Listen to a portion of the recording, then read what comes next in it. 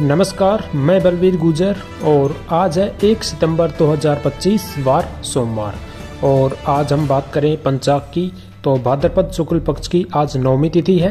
आज जयपुर में सूर्योदय व सूर्यास्त कब तक होगा? सूर्योदय 6:06 पर होगा और सूर्यास्त 18:49 पर होगा। चलिए बात करते हैं मौसम अपडेट की। झुंझुनू में बारिश का अलर्ट, आज स्कूलों में छुट्टी घोषित है और जिला कलेक्टर ने जारी कर दिए हैं आदेश, टीचर को आना पड़ेगा।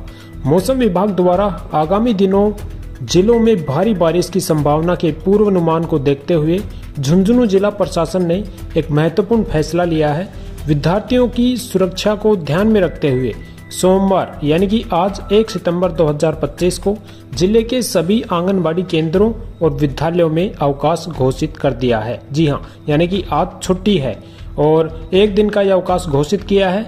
यह आदेश जिला कलेक्टर एवं जिला आपदा प्रबंधन प्राधिकरण के अध्यक्ष डॉक्टर अरुण गर्ग ने आपदा प्रबंधन अधिनियम 2005 के अंतर्गत मिली शक्तियों का प्रयोग करते हुए जारी किया है। आदेश के अनुसार झुंझुनू जिले के सभी सरकारी और गैर सरकारी विद्यालयों में प्री प्राइमरी से लेकर 12वीं तक के सभी छात्र छात्राओं के लिए यह अवकाश लागू होगा। जी हां, सीकर जिले में कल रुक रुक कर बारिश का दौर जारी रहा और कभी बूंदाबांदी हुई तो कभी तेज बारिश हुई। जिले में कल शाम 5 बजे तक सबसे ज्यादा बारिश पाटन इलाके में दर्ज की गई, जहां करीब 95 मिमी बारिश हुई। यहां रेला बंधा में एक बुजुर्ग बाइक के साथ बहने लगा, हालांकि वहां मौजूद लोगों ने उसे बचा लिया। सीकर शहर में कल दोपहर 12 बजे तक करीब 10 मिनट तक तेज बारिश हुई। उसके बाद शाम 5:30 बजे तक फिर बारिश हुई, यानी कि तेज बारिश लगातार होती जा रही है जो करीब 40 मिनट तक चली है ऐसी बारिश। ऐसे में सीकर के नवलगढ़ रोड, स्टेशन रोड और लोहारू बस स्टैंड है, वहां पर भी तेज बारिश हुई है।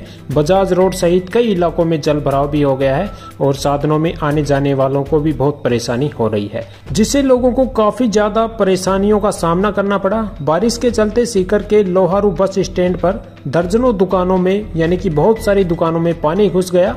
कुछ ऐसा ही हाल सीकर के बजाज रोड और स्टेशन रोड का रहा है। फिलहाल अभी 1 से 2 दिन लोगों को इस तेज बारिश से राहत नहीं मिलने वाली है। सीकर में 1 से 3 सितंबर तक बारिश का येलो अलर्ट जारी कर दिया है। इस दौरान यहां तेज बारिश होने के भी आसार जताए गए हैं, यानी कि 3 सितंबर तक सीकर में बहुत ही भयानक यानी कि तेज बारिश होने की संभावना जताई गई है। जयपुर में तेज बारिश, दौसा में स्टंट कर रहा युवक भी बह गया है। सवाई माधोपुर में बिजली गिरी और बच्ची की मौत भी हुई और आज 27 जिलों में बारिश का अलर्ट जारी किया है। झुंझुनू टोंक में स्कूलों की छुट्टी भी कर दी गई है। राजस्थान में लगातार बरसात के कारण नदी नाले उफान पर हैं। जयपुर, हनुमानगढ़, श्रीगंगानगर, सवाई माधोपुर, दौसा समेत कई जिलों में रविवार को बारिश हुई। झालावाड़, जालोर, करौली, सीकर, अलवर समेत कई जिलों में 5 इंच तक पानी बरसा। हनुमानगढ़ में बाढ़ की आशंका के कारण हेल्थ डिपार्टमेंट और अन्य विभागों ने कर्मचारियों की छुट्टियां कैंसिल भी कर दी है। यहां मकान भी ढह गया, किले की दीवार गिर गई, सड़क पर चलता ई रिक्शा गड्ढे में समा गया पूरा का पूरा। जी हां, और घंघर नदी के आसपास के इलाकों में अलर्ट जारी किया गया है। वहीं सीकर में भारी बारिश से सड़कों पर 1.5 फीट तक पानी भर गया है। जी हां, बहुत ज्यादा पानी भरा है सीकर में। मौसम विभाग ने राज्य में सितंबर के पहले सप्ताह में मानसून के सक्रिय रहने और कई स्थानों पर भारी बारिश होने का अनुमान जताया है। सोमवार को 27 जिलों में बारिश का अलर्ट जारी किया है। झुंझुनू और टोंक में सोमवार को स्कूलों की छुट्टियां घोषित कर दी गई है। मौसम विभाग ने सितंबर में भी सामान्य से ज्यादा बरसात होने का पूर्वानुमान जारी किया है। वहीं सितंबर से पहले सप्ताह में मानसून के एक्टिव फेज में रहने की संभावना जताई गई है। खासकर पूर्वी राजस्थान के अलवर, भरतपुर, झुंझुनू, सीकर, जयपुर में भी ज्यादा बरसात होने का अनुमान जताया गया है। 1 सितंबर यानी कि आज किन किन जिलों में बारिश होगी?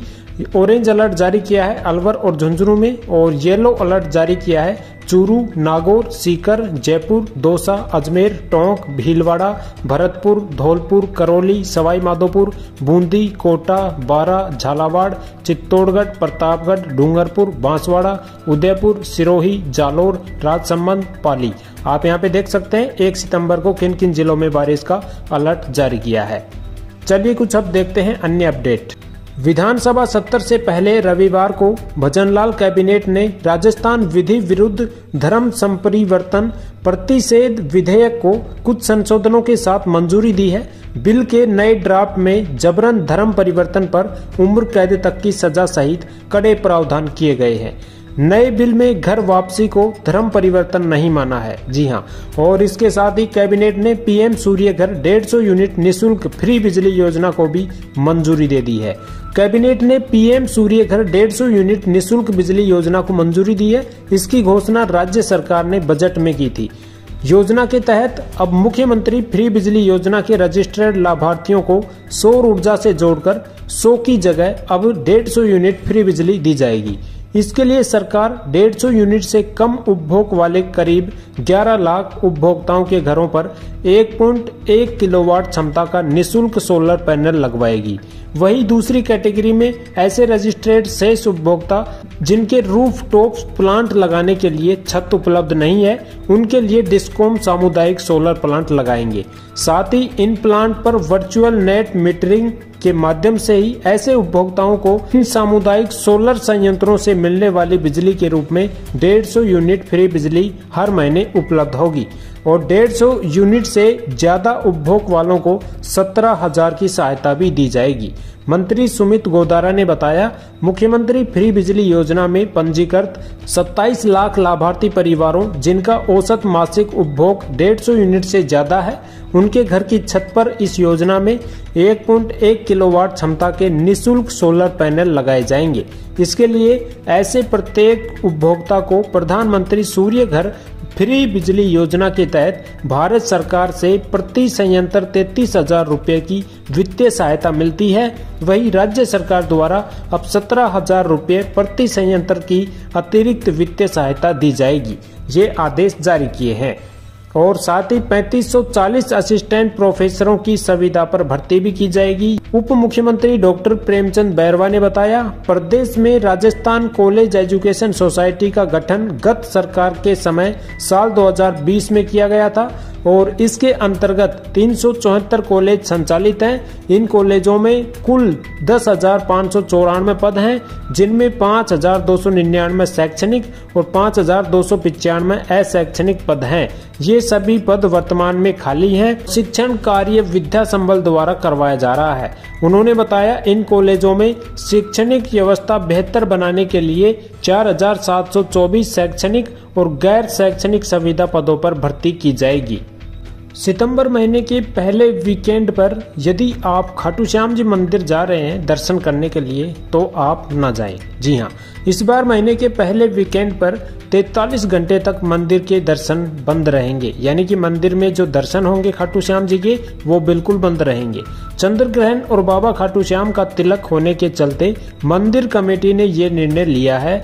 इस संबंध में मंदिर कमेटी के मंत्री मानवेंद्र सिंह चौहान के द्वारा आदेश जारी किया गया है।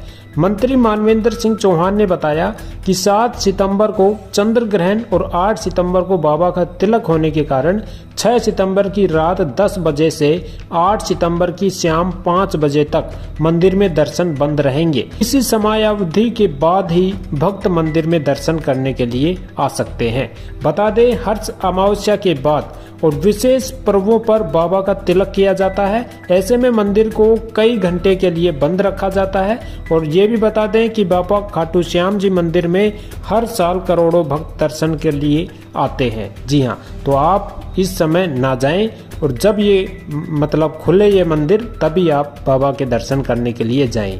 कोटा में लोकसभा अध्यक्ष ओम बिरला ने कहा कि ग्रीनफील्ड एयरपोर्ट का काम सितंबर के महीने में शुरू हो जाएगा और 2 वर्ष में यह काम पूरा भी हो जाएगा। मंत्रिमंडल की स्वीकृति मिलने के बाद टेंडर प्रक्रिया भी पूरी हो चुकी है।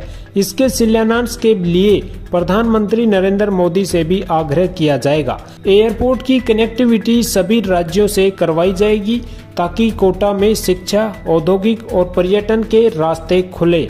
कोटा के रेलवे स्टेशन को विश्व स्तरीय बनाया जा रहा है, जो जल्द बनकर तैयार हो जाएगा। इससे सभी स्थानों से कोटा सीधा जुड़ जाएगा। लोकसभा स्पीकर ओम बिरला कोटा के 3 दिवसीय दौरे पर हैं।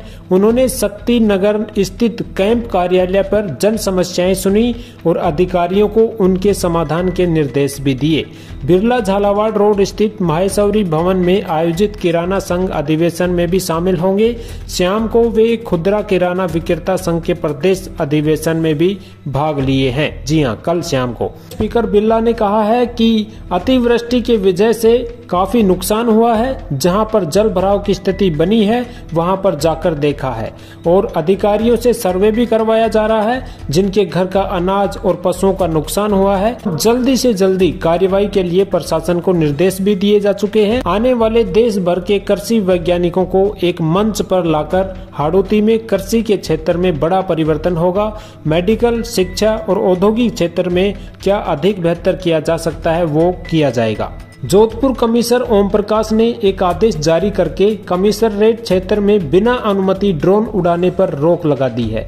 यह आदेश आज से प्रभावित होगा। यानी कि कमिश्नर ओम प्रकाश ने बताया कि जोधपुर कमिश्नरेट क्षेत्र में विभिन्न कार्यक्रमों में ड्रोन का उपयोग काफी बढ़ गया है।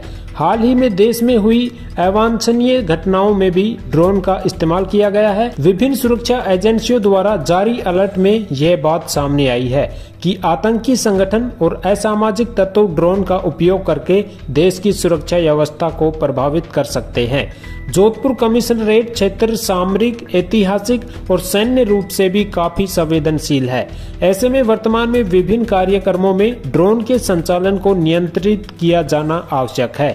यह आदेश विशेष व्यक्ति की यात्रा के दौरान सुरक्षा व्यवस्था को दृष्टिगत रखते हुए देश की सुरक्षा और मानव जीवन में लोक व्यवस्था की सुरक्षा के लिए सरकार तत्काल प्रभाव से जारी किया है। कांग्रेस के राष्ट्रीय महासचिव सचिन पायलट ने एसआई भर्ती को लेकर सरकार पर निशाना साधा है। उन्होंने कहा, राजस्थान लोक सेवा आयोग आरपीएससी में बहुत सारी कमियां हैं। इसका उल्लेख मैंने यात्रा निकाल कर भी किया था। कोर्ट का जजमेंट सरकार के मुंह पर तमाचा है। 2.25 साल तक सरकार क्या कर रही थी। पायलट ने कहा, जिस बच्चे ने मेहनत की है और वह पूरी ईमानदारी से परीक्षा में शामिल होकर किसी पद पर पहुंचा है तो उसके साथ ही अन्याय नहीं होना चाहिए। लेकिन ये हाई कोर्ट का आदेश है, इसके बाद कुछ कहने सुनने का जरूरत नहीं है। लेकिन मैं फिर कहता हूं कि एक भर्ती, एक एग्जाम या एक मुद्दे की यह बात नहीं है, यह पूरी प्रक्रिया है। इस पर कोई कार्यवाही नहीं की जाएगी तो फिर आगे ऐसा ही होता रहेगा। पायलट रविवार को टोंक के छान कस्बे पहुंचे थे। यहां उन्होंने मीडिया से बातचीत की और एसआई भर्ती रद्द मामले में वोट चोरी पर भी भाजपा पर निशाना साधा था। राजस्थान लोक सेवा आयोग आरपीएससी की ओर से वरिष्ठ अध्यापक प्रतियोगी परीक्षा 2024 का आयोजन 7 से 12 सितंबर 2025 तक होगा। 8 सब्जेक्ट के 2129 पदों के लिए हो रही परीक्षा के लिए आवंटित परीक्षा जिला की जानकारी परीक्षा दिनांक से 7 दिन मिल सकेगी। परीक्षा से 3 दिन पहले एडमिट कार्ड अपलोड होंगे। इसमें 11 लाख से ज्यादा कैंडिडेट्सों ने आवेदन किए हैं। आप यहाँ पे देख सकते हैं परीक्षा का विस्तृत कार्यक्रम क्या रहेगा। Group A, group B, group C और ग्रुप डी में आप यहाँ पे टाइम टेबल सारा देख सकते हैं। और 1 घंटे पहले मिलेगी आपको एंट्री और फोटो सहित पहचान जरूरी होगी। आपको क्या क्या लेके जानी है ये आप यहाँ पे देख सकते हैं पूरी डिटेल।